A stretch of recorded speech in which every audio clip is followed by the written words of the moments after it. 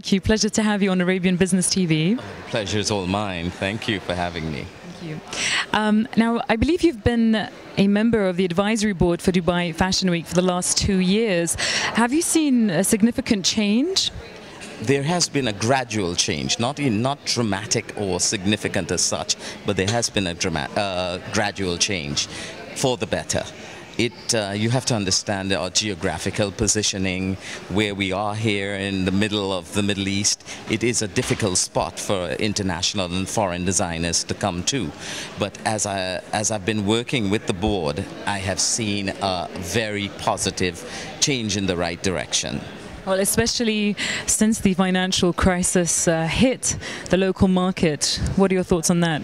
Well, absolutely. What has happened is everywhere else, it has affected every sector of the economy, fashion including. So people are very much more tight on their budgets. Not everybody wants to fly halfway around the world to show to a new emerging market. So we have all been very, very careful of what we're doing and hopefully building the brand so that it makes it much more attractive as seasons develop and money becomes available.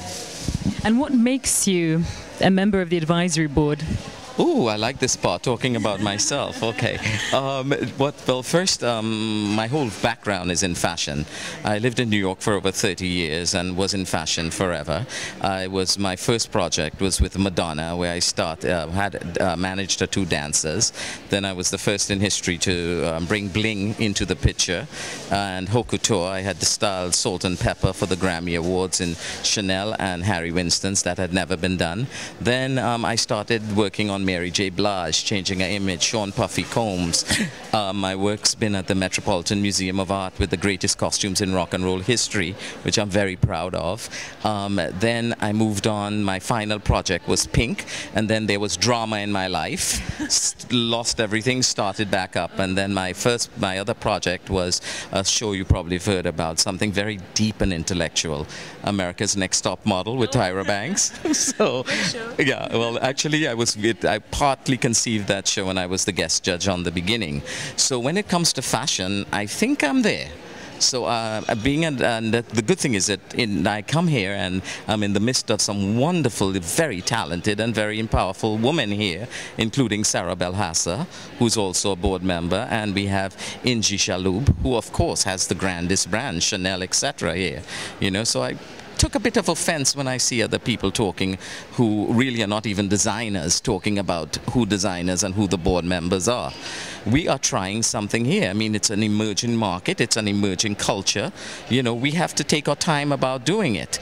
And, you know, it's become such a negative impact when you have somebody that Dubai has given a second chance to blasting us out.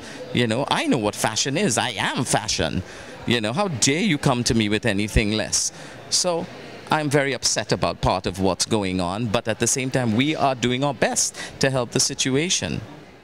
As a local and someone who's involved heavily within the fashion industry here, do you believe that Dubai Fashion Week is increasing its reputation as a fashion trade event that helps further business opportunities and interaction between retail buyers, designers, and the media? I would definitely say yes to that question. I mean, Dubai Fashion Week started about 3 years ago, and to where it has reached today has really developed its brand. People are taking it seriously and noticing it a little bit more. You can see from the turnout of people at the shows, you know, the booths that they have for the trades.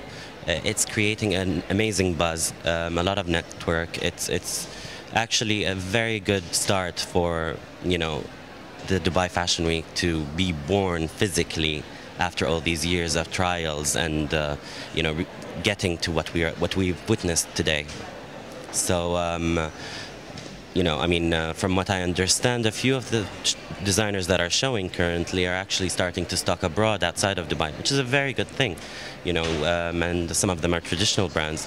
So it's good to see the production happening in the United Arab Emirates or being Dubai, you know, whether it's all the, you know, even the other brands that come from different parts of the region to show here, shows that it is a very serious brand to look into.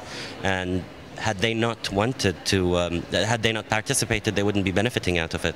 So to have Saudi Arabian designers, to have designers from Asia, to, you know, just the whole generating of the mixture for having something for these people physically in Dubai is amazing. I mean, you know, I definitely it's a very serious thing.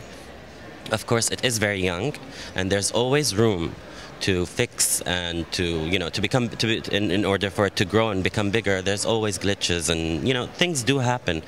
People tend to forget that it has only been physical for the past 3 years. I think the smart thing to do right now is to focus on what you have and try to, you know, maintain it and let it grow as you have it with your control before, you know, reaching to these established cities in the world that have been showing for the past 30 odd years, maybe even longer. You know, Chanel started showing in the 50s. So it's still a young market, and there should be a lot of support coming also. You know, it's not a one-man show. You know, there should be a little bit more of government endorsement into it. We should definitely consider having a fashion council in the United Arab Emirates. You know, we have a design school now, so, you know, slowly, inshallah, I think it will reach to where it needs to be.